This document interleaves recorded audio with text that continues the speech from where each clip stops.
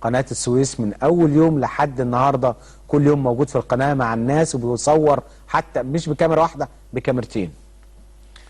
طبعا بنصور بكاميرتين لان يعني في الحقيقه هو الموقع ده بدأ بقناه واحده على اليوتيوب. فطبعا لما كان لها اثر كبير وخاصه ان ترجمت فيها فيديوهات لغه انجليزيه.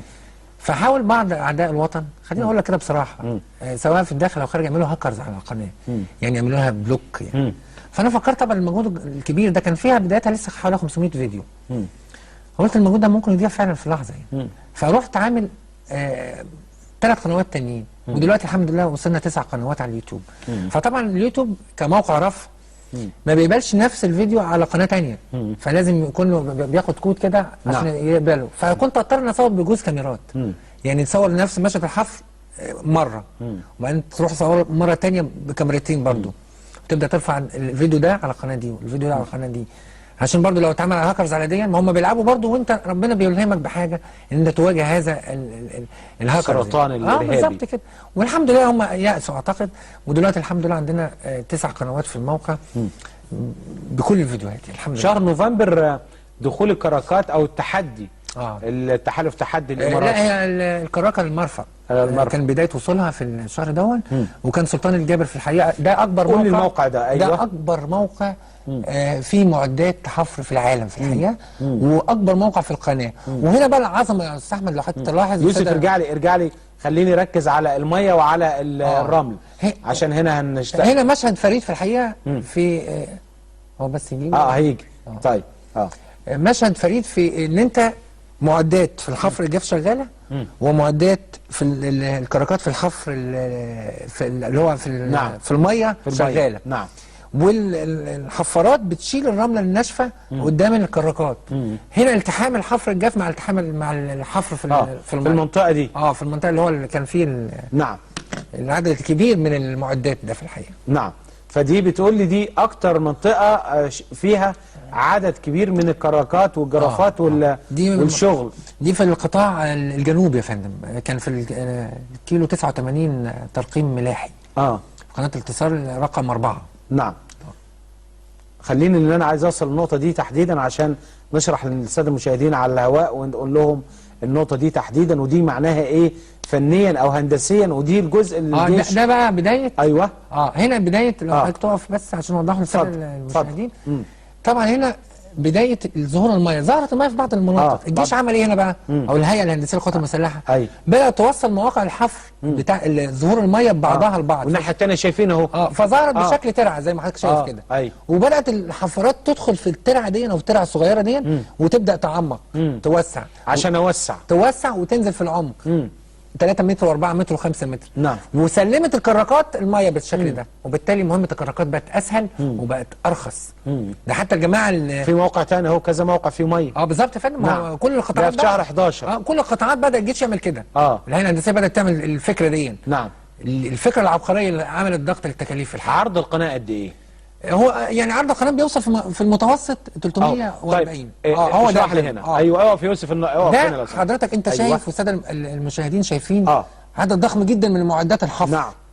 والحفارات قدام منها ميه. بتعمل ايه بقى؟ بتشيل الرمله قدام الميه، يعني بتشيل رمله، عندي رمله وعندي ميه. بتشيل رمله والميه وراها، فاحنا بنشتغل بالظبط كده. بتشيل وتحمل في العربيات والميه وراها. بتشيل وتحمل والميه وراها، الميه بتتحرك. طبعا على اخر الميه لو حضرتك رجعت هتلاقي فيه كراكه.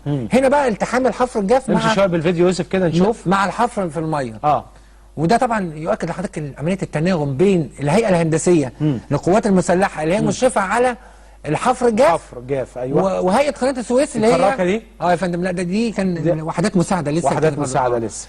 كان في الكراكه حاجه كبيره قوي. في تناسق بين الاثنين. يعني انا بشيل هنا بحفر في الميه وانت بتحفر في الحفر الجاف. لا كان في تناسق رائع في الحقيقه. طيب عايز اروح ونختتم شهر ديسمبر او عام 2014. دي قناه الاتصال لو تسمح لي. دي قناه الاتصال. دي قناه اتصال 89. لو ترجع سيادتك تاني. ارجع يا يوسف لو سمحت. ارجع شويه. ايوه. هي دي يا فندم. دي قناه الاتصال 89 كيلو 89. لو حضرتك شفت انت وحضرتك والساده المشاهدين جانبي القناه عاملين شريط حتى هنا. ايوه باين. ده الحفر اللي الجيش سلمه للهيئه. حضرتك شايف الميه هنا؟ نعم. وظهرت ملامح القناه هنا، الضفه دي والضفه الناحيه الثانيه. بعد كده دخلت الكراكات من اول القناه من الناحيه الثانيه بالظبط كده. ايوه، من القناه الثانيه وبدات تشتغل. طيب نشوف 2014 وختامه ديسمبر 2014 وعاش. يلا.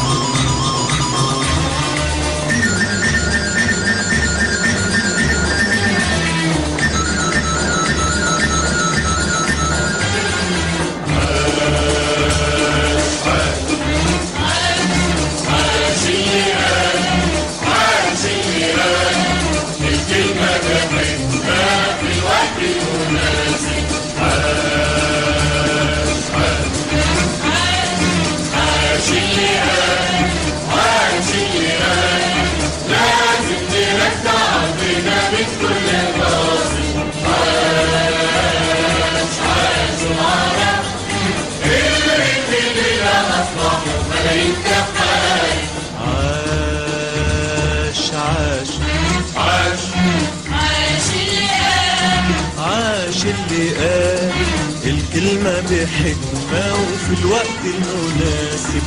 عاش عاش عاش عاش اللي قال، عاش اللي قال لازم نرجع أرضنا من كل غاصب. عاش عاش العرب اللي في ليلة أصبحوا ملايين تحارب.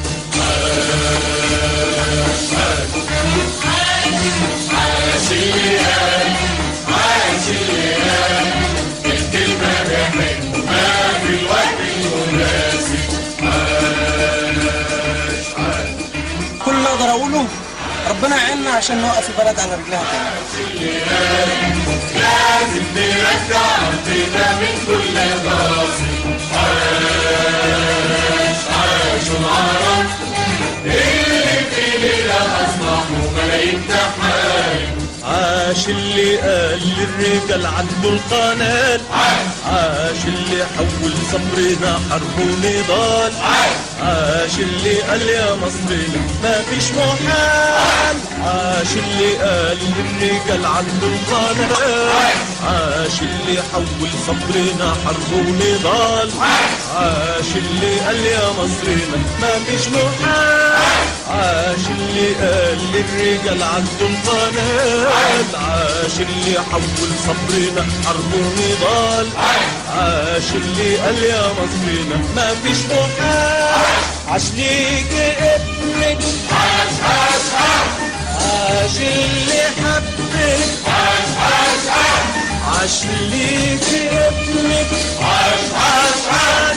عاش اللي حبك، عاش عاش عاش. رجع اعتبارك خلى نهارك، رجع اعتبارك خلى نهارك أحلى نهار، أحلى نهار.